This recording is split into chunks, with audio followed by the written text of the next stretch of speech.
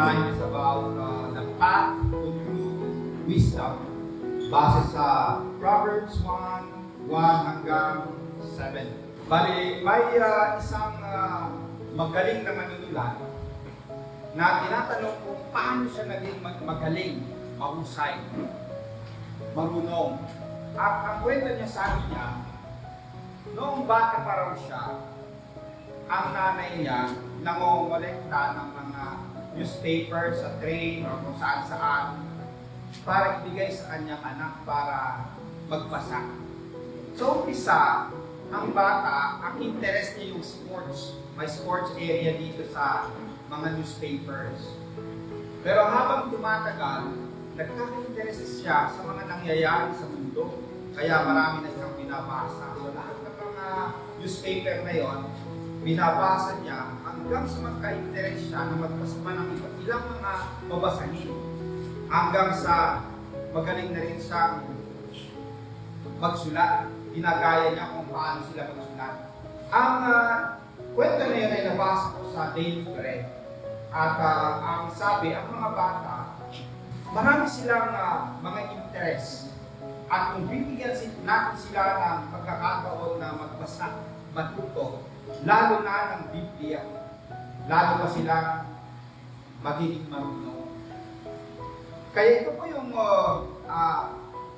gusto natin bigyan pansin ngayon, yung tinatawag natin na godly wisdom.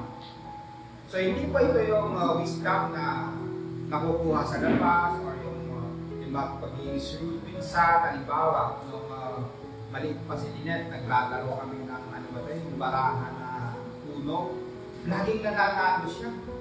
Nung ma-discover namin, nahuli namin, meron pa rin siyang itinatago. Na tinatago, pagkatapos pag alam niya, ilalabas niya yun. Ano? So, kita mo, bata pa lang, meron siyang pagiging magaling din. Ano? Pero hindi yun yung sinasabi natin dito na pagiging wise. Minsan sinasabi natin, wise ka. Pero hindi po yun yung wise na tinatawag natin. Sa Bible, may tinatawag ng wisdom books. Ito yung Proverbs, Job, and then Ecclesiastes. Ang titingnan natin ngayon yung dito sa Book of Proverbs. At sa Proverbs 1:1-7, ito yung nabasa kanina, ito yung tanong natin. What do we need in order for us to be wise according to our passage? Ano yung kailangan natin para maging wise tayo? So yung godly wisdom na ito, paano ba sa atin?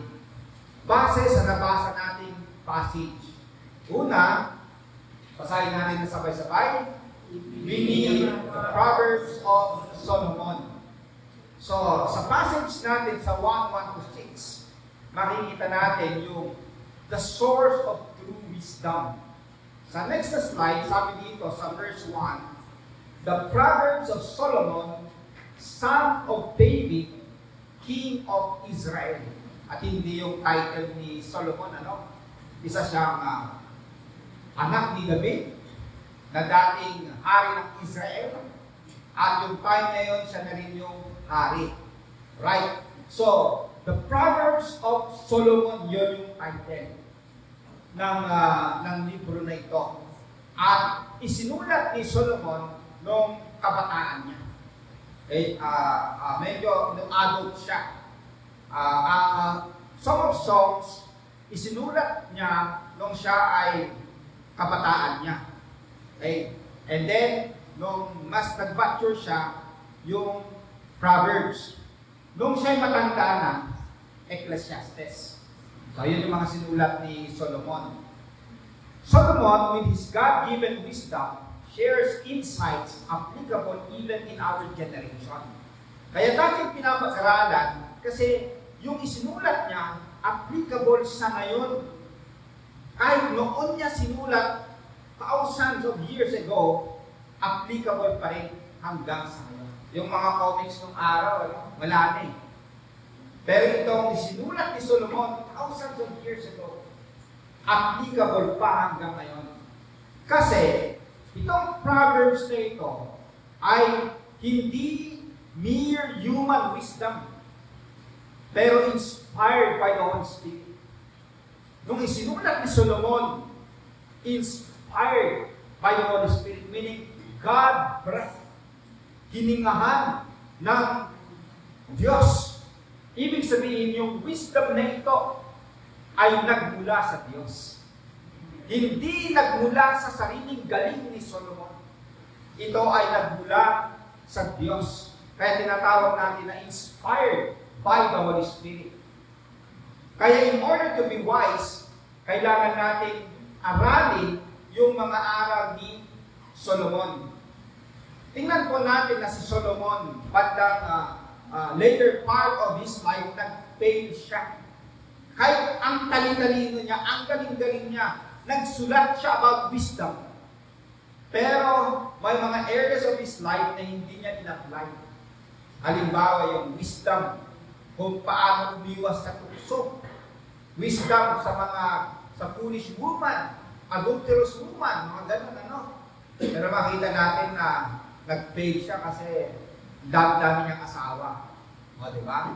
Okay, makita natin yung kahit siya'y magaling, marunong, pero may failure din siya. Kaya gusto natin i-point out dito na itong wisdom of Solomon ay nanggaling talaga sa Panginoong Diyos. So this is God's wisdom na ginamit niya si Solomon para isulat. Sa next na slide, makikita natin yung the purpose of Proverbs and its transformative power. Makikita natin yung purpose of the book to know wisdom and instruction. Yung Proverbs, pag ikaw ay nagbabasa nito, you will know wisdom and instruction aral.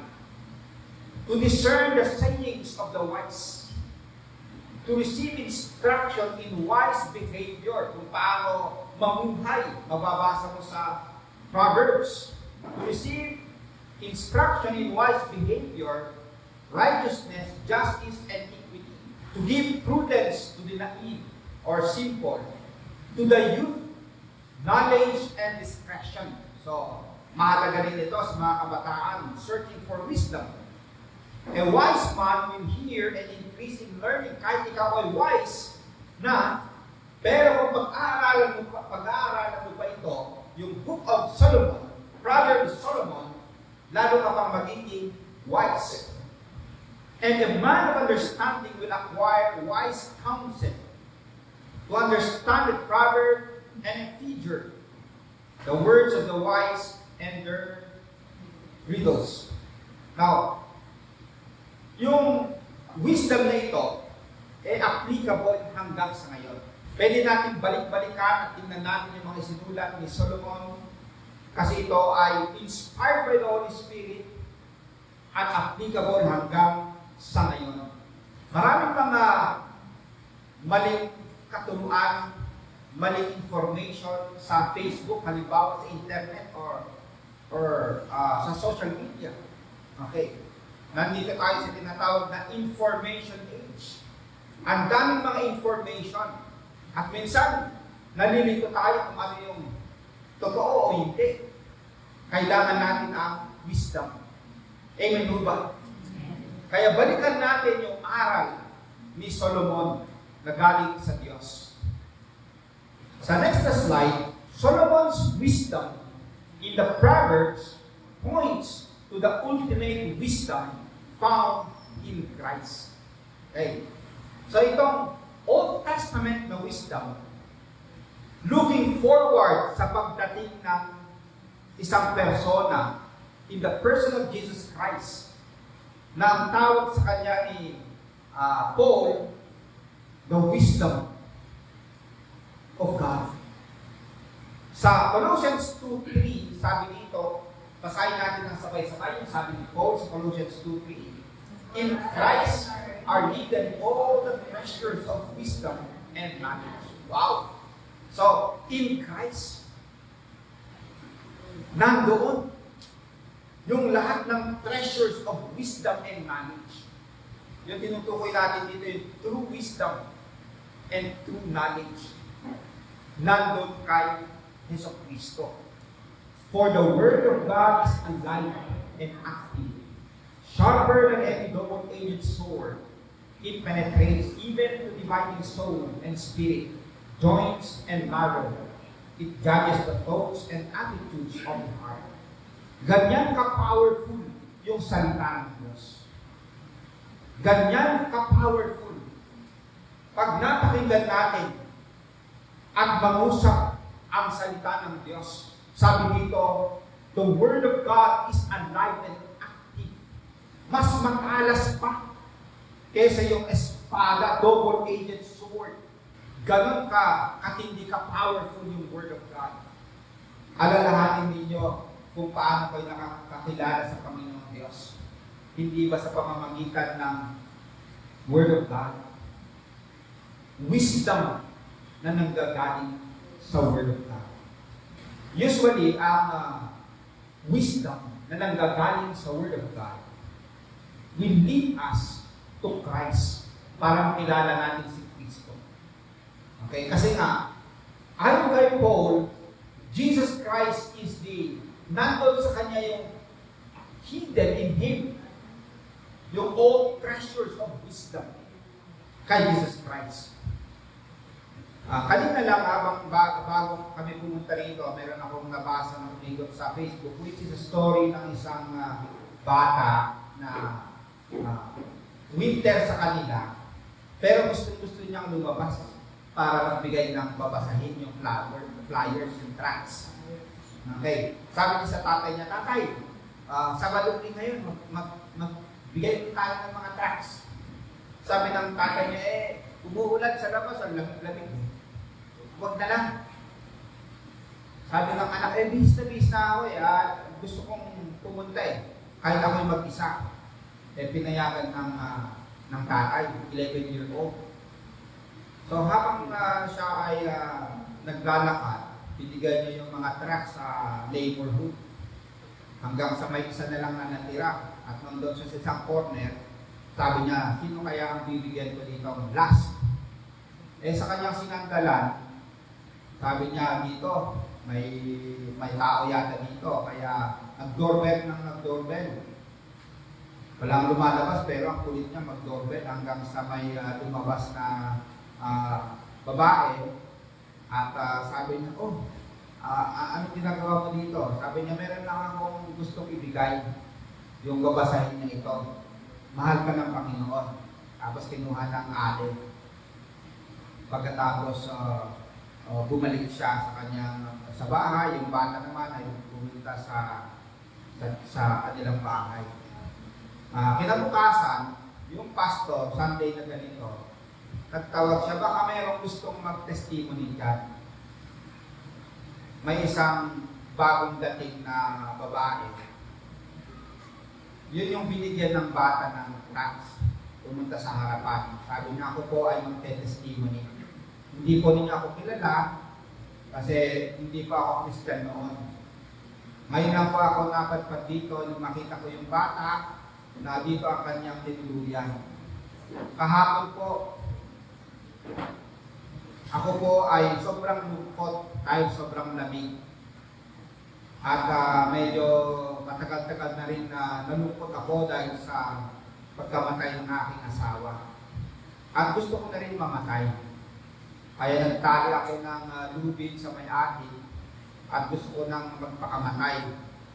Pero nung nilagay ko na yung tali sa aking leeg, merong doorbell ng doorbell. Hinihintay ko umalis para ituloy yung pag-suicide ko. Kaso nga lang, ang kulit niya, wala na akong dumadalo sa akin. Matagal na. Kaya sabi ko, sige nga, puntahan ko kung ano yun. Pag bukas ko, ang tamis ng ngiti ng bata para sa anghel. At ang sarap pakinggan yung sabi niya na mahal ako ng Panginoon. At nung basahin mo yung tracts na kanyang ibinigay, uminit muli yung aking puso. At masaya na ako. At ako ay mananampalataya na kay Jesus Christ. Dali-dali kong tinanggal yung lubid na yon at naghanda ako para makapunta ngayon. Pagkatapos ng testimony ng bata, ay ng ng ade, yung pastor, dali-dali niyang pinagka yung kanyang anak at gumagulhol sa iyak. Kasi siya, tinamad siya sa kasi malamig, ano? Pero yung bata, nagpursige. Kasi may nangangailangan ng salita ng Panginoon Diyos. Ang gusto kong point out dito mga kapatid, kung gaano ka-powerful yung wisdom from the Word of God to lead us to Christ. Minsan may mga wisdom sa internet, even supporting yung mga nagsusuicide. May tinatawag silang suicide assist. Kapag gusto mong mag-suicide, punta ka sa internet na yun, sa site na yun, tutulungan ka pa nila kung paano mo papatay ng sarili mo. Yun yung negative na wisdom ng mundong ito. Pero yung wisdom na nagmumula sa salita ng Diyos will lead us to Jesus Christ, who will give us true life. Can you say amen to that? Amen. Kaya sa inawit natin, salita mo, panghahawakan ko. Tapat at totoo. And then, very interesting, mayroon yung phrase na ganito. Jesus, ikaw ang salita ng buhay na nagbibigay kahulugan sa ating buhay. Hallelujah. Yung Word of God will lead us to Jesus Christ, the living Word of God, na nagbibigay kahulugan sa ating buhay. Kaya very precious po mga kapatid, ang salita ng ating Panginoon Diyos. We can gain wisdom that leads to Jesus Christ, that leads to true life. Second point natin, basahin natin ng sabay-sabay. We need the fear of the Lord. Okay, so paano tayo magkaroon ng true wisdom? Yung Proverbs of Solomon, na nanggaling sa Diyos. Yung Word of God, galing sa Diyos. And then, pangalawa, we need yung tinatawag na fear of the Lord. Okay, next slide. The fear of the Lord is the beginning of wisdom or knowledge, but fools despise wisdom and instruction. Yung fear na ito, hindi ito yung nanginginig ka sa takot. Okay? Pag sinabing fear of the Lord sa Bible, this is awe, or wonder, or knowledge, or love. Yung pinag-ahalo-halo lahat na yan. So pwedeng sabihin, the awe of the Lord, or the wonder of the Lord, or the knowledge of the Lord, or the love of the Lord. Lahat yan. At sinasabi dito, this is the beginning of knowledge. Yung Lord na ito, ang dami kong mga Lord. Okay, sa India, pag pumunta kayo, may mga Lord sila, no? Okay, yung mga nobles ng araw, ang tawag sa kanila sa England Lord. Pero yung Lord na ito, na capital L, ang tinutukoy niya ay ang Panginoong Diyos. Yahweh, the Lord, God Himself. And then yung knowledge dito, hindi lang basta yung content, pero kasama dito yung wisdom, kasama dito yung relationship with God. So, the fear of the Lord is the beginning of true wisdom, true relationship with God. Ang contrast dito, but fools despise wisdom and instruction. Yung mga mangmang. Okay? Kung gusto mong maging wise, dapat meron ka fear of the Lord. Yung high respect sa Panginoong Diyos. Pagmamahal, knowledge, wonder. Now, ang sabi dito is beginning of knowledge. Meaning, itong fear of the Lord, ito yung entry to true wisdom. Paano ka makapasok sa ocean of wisdom? It is the fear of the Lord. At uumpisa sa meron kang pagkakilala, relasyon sa Diyos. Okay. Kasi nga true wisdom yung pinag-uusapan natin. Eh, ang source ng wisdom ng Diyos, dapat magkaroon ka ng right relationship sa Kanya. Ang tawag din dito ay the controlling principle ng wisdom ay yung fear of the Lord. May nagpaliwanag ng ganito. Beginning lang yan. Kasi kung titingnan natin ang Panginoong Diyos, yung eternity past, eternity future, yun yung wisdom niya. Wisdom niya, kung meron lang sa atin laging beginning in comparison sa wisdom ng Diyos. Kung gaano katindi, kagaling, kahaba yung wisdom ng Diyos, yung sa atin ay laging beginning lang. Okay, kahit man lang konti sa wisdom ng Diyos, mapa sa atin. Right? So always beginning. So the fear of the Lord. Now, tingnan natin yung isang example kung paano in-apply ni Solomon ang kanyang wisdom na nagmula sa Diyos. May dalawang babae na nag-aaway sa isang baby. Yung isa kasi, namatay yung baby niya at ipinagpalit niya sa baby ng isa. At yung dalawa na yun, nag-aaway sila sa baby na yan. At dumating sa kaalaman ni Solomon at pinatawag ang mga to. At nung mapakinggan niya, sabi ni Solomon, okay, sige, hahatiin natin yung baby na pinag-aawayan ninyo. Okay. Yung isang kalahati, mapupunta sa isa. Yung isa, mapupunta sa isa. Yung tunay na nanay, sabi niya, wag na lang po. Ibigay na lang po sa kanya. Kasi mas okay na mawala sa kanya. Basta buhay ang kanya. Yung hindi tunay na nanay, sabi niya, sige, hatiin mo. Kasi sa isip niya, para mamatay ninyo anak mo. Parehas tayong patayan. Sa wisdom ni Solomon, nakita niya ang tunay na magulang. At sabi niya ito, yung ayaw niyang mamatay yung kanyang anak, siya yung tunay na magulang. Kaya binigay sa kanya ang baby. Now, yung wisdom ni Solomon, kumalat in those days.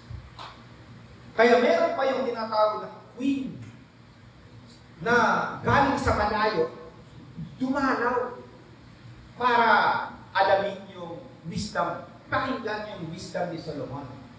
May kwento na ganito, hindi nakasulat sa Biblia, pero meron akong nabasa na kwento pa tungkol sa queen na ito na dumalaw. At meron siyang dalang mga bulaklak. Yung isa peke, yung isa naman ay hindi. Pinapili niya si Solomon, sabi niya, Solomon, i-test ko ang wisdom mo. Okay. Alin dito yung peke at alin ang hindi? Nagang pupilitan mo, parehas. May bubuyog na pumunta sa isang sa bulaklak na isa. Sabi ni Solomon, yan ang tunay. Okay, kasi yung bubuyog nakaalam. Okay. And then ito yung sabi ni Jesus Christ. Basahin natin ng sabay-sabay. The queen of the south shall rise up in the judgment with this generation and shall condemn it. For she came from the uttermost part of the earth to hear the wisdom of Solomon. And behold, a greater than Solomon is here. Ang sinasabi ni Jesus Christ dito, yung queen na ito, naglaan ng oras para mapuntahan yung si Solomon, mapakinggan ang kanyang wisdom. Pero a greater than Solomon is here. Ang tinutukoy niya si Jesus Christ. Siya mismo, greater than Solomon is here, sabi niya. Bakit ayaw niyong pakinggan? So, ang pinopoint ni Jesus Christ, mas wise siya, greater than Solomon. Mas greater siya. Kasi siya mismo, yung Diyos na naging tao, ayaw kay Juan. At ang sabi ni Paul, the treasures of wisdom ay nasa kanya. At ang sabi pa ni Paul, he is the wisdom of God. Kaya ibig sabihin, yung Proverbs ni Solomon, looking forward to Jesus Christ. Greater than Solomon. Ito po, yung sabi ni Paul sa 1 Corinthians 1:30, sabay natin basahin. It is because of Him that you are in Christ Jesus, who has become for us wisdom from God, our righteousness, holiness, and redemption. Hallelujah. Kita po ninyo ang tawag ni Paul, wisdom from God. Itong si Jesus Christ who has become for us wisdom from God. Kung babasahin nyo yung Proverbs, yung wisdom doon ay parang tao. Okay. Ang tawag natin dyan is personification of wisdom. Ang wisdom ay nagtatawag, sabi sa Book of Proverbs, sa mga gustong makinig. So parang isa siyang tao. Pagdating sa New Testament, pinoint out ni Paul yung tao na ito, na si Jesus Christ. He has become for us wisdom from God. And ayon sa mga scholars, si Paul mismo, binasa niya yung Old Testament, yung personification of wisdom, na-influensyahan siya sa kanyang pagtuturo na si Jesus Christ is wisdom from God. Okay, so sa next slide, the fear of the Lord, as described in Proverbs 1:7, finds its fulfillment in Christ. Our wisdom is not a mere set of principles, it is a person, Jesus Christ, who embodies divine wisdom. Basahin natin yung 1 Corinthians 1:18-25, sabay-sabay. For the message about Christ's death on the cross is nonsense to those who are being lost. But for us who are being saved, it is God's power. The scripture says, I will destroy the wisdom of the wise. I will set aside the understanding of the scholars. So then, where does the wise, or the scholars, or the skillful debaters of this world? God has shown that this world's wisdom is foolishness. Right? So in contrast sa wisdom of the world, ito yung wisdom na nanggagaling sa Panginoong Diyos. The message of the cross. The message about Jesus Christ. Halimbawa, pag binabanggit natin si Yeso Cristo na namatay sa krus para tayo ay maligtas. Para sa iba na philosopher, sabi nila, foolishness yan. Foolishness. Hindi nila maintindihan kung paano ang isang kamatayan ni Jesus Christ kapatawaran natin. Pero ayon kay Paul, ito ay wisdom from God. So ito po, na ginagawa ng Diyos, yung kanyang ginawa na pagliligtas is out of His wisdom. At sabi nito, I will destroy the wisdom of the wise and set aside the understanding of the scholars. Kaya kung i-contrast natin, para sa Diyos, yung mga scholars, yung mga wisdom, yung nakiklaim na sila yung mga philosophers, magagaling sa salita ng Diyos, God has shown that this world's wisdom is foolishness. Kaya balik tayo sa wisdom ng Panginoon sa next slide. As we fear the Lord, we acknowledge Christ as the wisdom of God, and our lives are shaped by His righteousness, sanctification, and redemption. Now, yung wisdom na ito na kay Kristo, nasa kanyang salita, ang effect, nagiging wise tayo sa buhay. Okay, yung wisdom na kay Kristo, binibigyan tayo ng kakayanan to face real challenges sa practical na buhay. So, ang wisdom na ito ay hindi lang basta yung ikaw ay magaling sa kokote natin, sa isip natin. Alright? Hindi lang po yan, kundi sa practical life. Halimbawa, yung pastor na ito, may pastor na Ito ay Pentecostal siya na nag-aaral sa PTS, taga Indonesia. Bali, head siya sa kanilang denomination sa Indonesia. Marami silang mga churches. At kinuwento niya kung paano yung isang tao na nagkwento sa kanya, nung nakita niya yung Bible sa Ephesians 6:5, isa kasi siyang nagtatrabaho, isang laborer at Kristiyano, at binasa niyo yung Ephesians 6:5, slaves, obey your earthly masters with respect and fear and sincerity of heart, just as you would obey Christ. So sabi niya, yung tao na ito, na ordinary laborer, mahirap yan Alam ko yung kanya yung araw. Kaso nga lang, ayon sa testimony niya, sinunod niya ito. Nirespeto niya yung boss niya. Sumunod siya sa boss niya. Hanggang sa dahan-dahan, pinagkatiwalaan siya ng boss niya. Hanggang sa later on, kanyang malalaking projects, malalaking pera, pinagkakatiwala sa kanya. So sabi niya, yung wisdom na nagmumula sa Bible, applicable sa buhay. Nung in-apply niya ito, nagtiwala sa kanya ang kanyang boss. At napagpala siya. Siyempre, yumaman na rin siya. So ang gusto niya i-point out dito, na yung wisdom na nagmumula sa salita ng Diyos, pwede natin magamit sa practical na buhay. Kaya always balik tayo kung ano yung sinasabi ng Word of God. Minsan kasi may mga advices mula sa mga mundo, ganito gagawin mo, Minsan meron yung under the table, or ano-ano pa mga ginagawa ng mga kamunduhan. Pero tayo, bumabalik tayo sa wisdom mula sa salita ng Panginoong Diyos. Kaya babalik tayo sa ating mga trabaho, babalik tayo sa ating mga ginagawa, balik ulit tayo sa salita ng Diyos. May wisdom yan kung paano natin harapin ang buhay na ito, ang mundo na ito, ang challenges na ito. So, ang message this morning, true wisdom leads us to Christ. Ang tamang wisdom, true wisdom, will lead us to Christ.